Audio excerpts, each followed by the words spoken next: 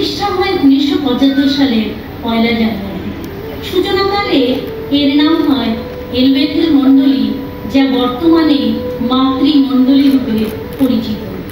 বর্তমান ঠিকানা সাতালি নাকাডালা, দক্ষিণ সাতালি, কালচিনি ব্লক, আলিপুরদুয়ার জেলা। 1975 সাল থেকে আজ অবধি এই মণ্ডলী বিস্তৃতি লাভ করে বর্তমান হিমালয়ের পাদদেশের সমগ্র ডুয়ার্স ও তরাই অঞ্চল সহ শিলিগুড়ি ও তার সংলগ্ন নকশালবাড়ি, কোচবিহার ডিস্ট্রিক্ট, পার্শ্ববর্তী রাজ্য পশ্চিমে বিহার, পূর্বে আসাম, ত্রিপুরা, পার্শ্ববর্তী দেশ নেপাল প্রভৃতি দেশের মানুষের কাছে প্রভু যিশুর আলো এবং তার প্রেমের বাণী পৌঁছে দেবার কাজ নিরলসভাবে করে চলেছে। মূল বিষয় হলো নিজের পাপ স্বীকার করে প্রভু যিশুকে বিশ্বাস করে পরিত্রাণের মধ্য দিয়ে অনন্ত জীবন পাওয়া যায় তা ছড়িয়ে দেওয়া। এই কাজের ফলস্বরূপ দিন দিন সোনালী ফসল ছেদিত হচ্ছে। সেই সময় এতদ অঞ্চলের বড় জনগোষ্ঠী এবং আদিবাসী জনগোষ্ঠীর মানুষেরা সামাজিক, আত্মিক ও আর্থিক সব দিক দিয়ে অত্যন্ত পিছিয়ে ছিল। কিন্তু সৃষ্টিকর্তা মহান ঈশ্বর তার সে মহৎ পরিকল্পনাকে তাদের জীবনে বাস্তবে রূপায়িত করেন। বড় জনগোষ্ঠীর মধ্যে ঈশ্বর প্রথমে সে মহৎ কাজ শুরু করলেন।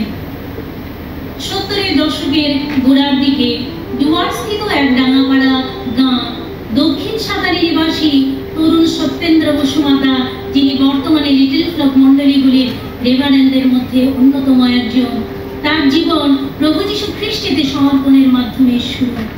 তিনি তখন মহাকালগড়ি মিশন হাই স্কুলের শিক্ষা লাভের জন্য হোস্টেলে থাকতেন। সেই সময় তার সাথে সাক্ষাৎ হয় স্বর্গীয় রেভারেন্ড নিকোলাস নার্জিনারি মহাশয়ের সঙ্গে। এই সময় স্বর্গীয় রেভারেন্ড নিকোলাস নার্জিনারি মহাশয় তরুণ সত্যেন্দ্র বসুমাতার সানডে স্কুল শিক্ষক ছিলেন। পরবর্তীকালে খুব বেশি দিন যেতে না যেতেই একদমই তরুণ বয়সী স্বর্গীয় নার্জিনারি মহাশয় প্রভুর কাজের জন্য নিজেকে সম্পূর্ণরূপে উৎসর্গ করেন এবং জগৎ বিখ্যাত অপারেশন মোবিলাইজেশন টিম নামক সংস্থার সঙ্গে যুক্ত হয়ে ডুয়ার্সে নতুন এক আত্মিক বা খ্রিস্টীয় দর্শনের জাগরণ নিয়ে আসেন। এর ফলে অনেকেই প্রভু যিশুকে নিজের ত্রাণকর্তা রূপে গ্রহণ করেন। 1971 সালের ওয়েম টিমের সদস্য স্বর্গীয় রেভারেন্ড রঘুরঞ্জন সরকার মহাশয়, প্রভুর ভক্তদাসী নির্মল হাস্য বিশ্বাস প্রমুখ ব্যক্তিবর্গ যখন যুবক সত্যেন্দ্র বসুমাতার গৃহ প্রাঙ্গণে এক আর্থিক সহযোগিতার আয়োজন করেন, তখন সেখানেই রেভারেন্ড ইন্দাস ঠাকুর মহাশয় প্রভু যিশুকে ত্রাণকর্তা রূপে গ্রহণ করেন এবং সেদিন থেকে তার প্রভুর সঙ্গে পথ চলা শুরু, এবং যাকে এলএফএমের একটি মাইলস্টোন হিসাবে ধরা যায়। স্বর্গীয় রেভারেন্ড বিভুরঞ্জন মহাশয়ের প্রার্থনাশীল জীবন অনেক তরুণ তরুণীকে অনুপ্রাণিত করে এবং প্রভুতে নিয়ে আসে। এছাড়াও বহু ব্যক্তি প্রভুতে আসে। এর ফলস্বরূপ কালচিনি গসপেল কটেজ নামে ছোট্ট একটি মণ্ডলী স্থাপিত হয়। এটি পরবর্তীতে এলবেথেল মণ্ডলী হিসেবে প্রতিষ্ঠিত হয়। শুধু এখানেই থেমে থাকেনি, তীব্র গতিতে এগিয়ে যেতে থাকে সুসমাচারের কাজ। এবার পৌঁছয় আদিবাসী জনগোষ্ঠীর কাছে এবং তার ফলস্বরূপ আমরা পাই স্বর্গীয় পাস্টার কালেব হুজুরকে এবং রেভারেন্ড জোশুয়া মহাশয়কে, যিনি বর্তমানে এলএফএমের একজন অভিসম্বাদিত নেতা।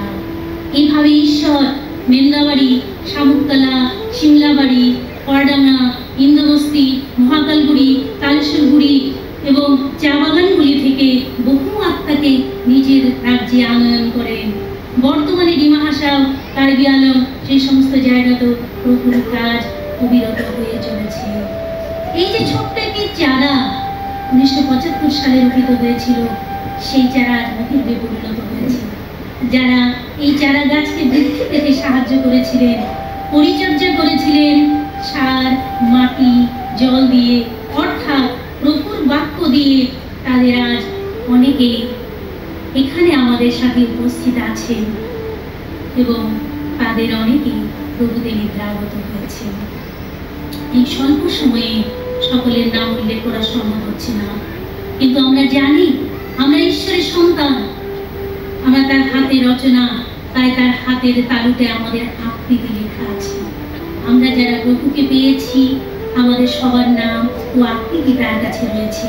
তাই আজ আসুন আমরা এই 50 বছরের পূর্তি সেলিব্রেশনের সাথে সাথে নিজেদের জীবনকে আরো প্রস্তুত করি প্রভু যীশু খ্রিস্টের মহান আদেশকে পালন করবার জন্য। ঈশ্বর মণ্ডলীকে আরো উত্তরোত্তর বৃদ্ধি দান করুন।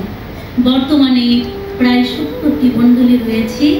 আমরা এবার চার্চ স্ট্রিটে একটু ছবিতে দেখে নেব এবং যারা এই মণ্ডলীর অর্ডার মেম্বার ছিলেন, প্রভুতে নিদ্রাগত হয়েছেন, তাদের ছবিগুলো আমরা এক ঝলক দেখে নেব।